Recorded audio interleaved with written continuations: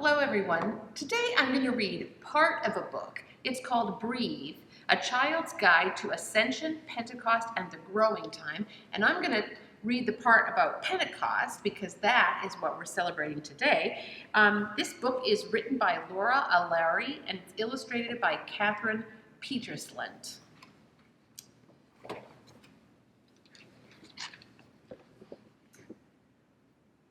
On the day of Pentecost, the church is dressed in red, the color of fire. We celebrate the gift of the Spirit with a cake and candles, streamers, and pinwheels. The wind catches them and sets them spinning. It breathes into the banners over our heads and makes them dance. I can't see the wind, but I know when it is near, it makes things move. On the night of Pentecost, we have a bonfire. The blaze makes a circle of warmth. It lights up our faces as we sing. A spark leaps out and burns a hole in my blanket. Maybe anything powerful can destroy as well as create. Maybe they go together like death and life.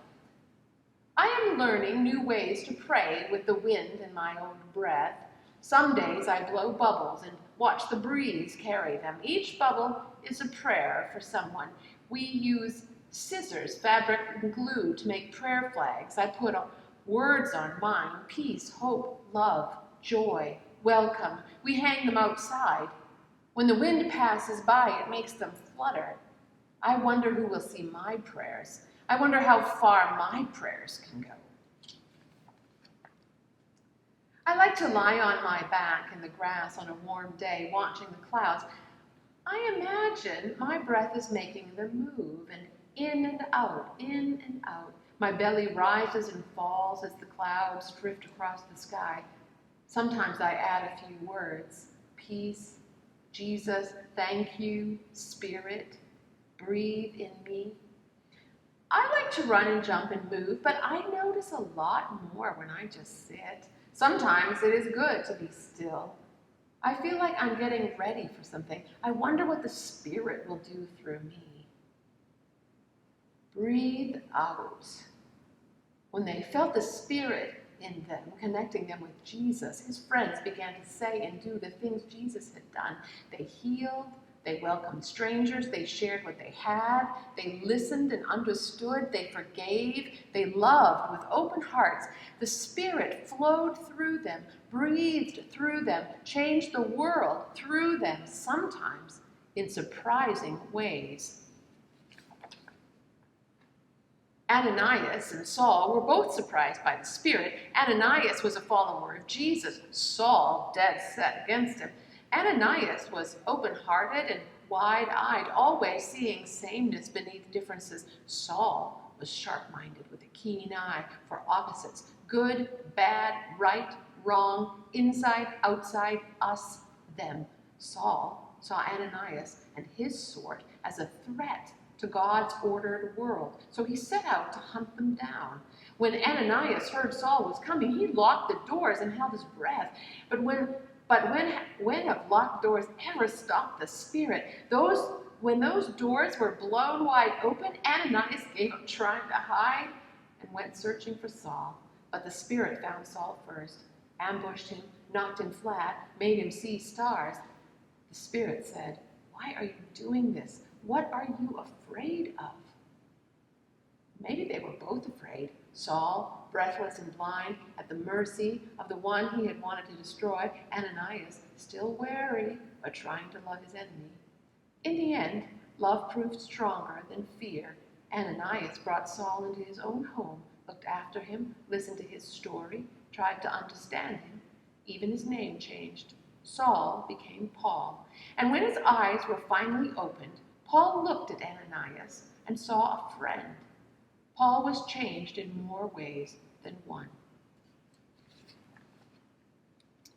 Many years later, Paul wrote to some friends about how you know when the Spirit is at work. Picture a tree. Its roots drink water from the ground. Sunlight falls on its leaves. The wind carries pollen from blossom to blossom. Soon the branches are heavy with sweet fruit. Then you know the tree is full of life. It is the same with you, with the Spirit is in you. You can see the good things that grow: kindness, patience, gentleness, goodness, faithfulness, self-control, peace, joy, love. These are the fruits of the Spirit. Maybe Paul was remembering Ananias and the sweet taste of kindness. The season after Pentecost lasts for a long time, over half the circle of the year. In church, we call it ordinary time. I'm not sure why. There are no big holidays during ordinary time, but life in the Spirit is not ordinary. Amazing things are happening. The seeds we planted in the spring are waking up. Beans are popping out of the soil. Flowers are blooming. In the pond close by, tadpoles are becoming frogs. Everything is growing and changing. We feed our garden with rich black earth from the compost pile. All through the winter we collected scraps, vegetable peelings, eggshells, coffee grounds. Stirring it was my job. I never liked the wriggly worms or clouds of flies, but I love how the bits and pieces we throw away turn into something good, something that makes our garden grow. I wonder if even that is the Spirit at work. One of my favorite parts of summer is spending a week at a cottage near the ocean. We walk on the beach, jump in the waves, and fly kites.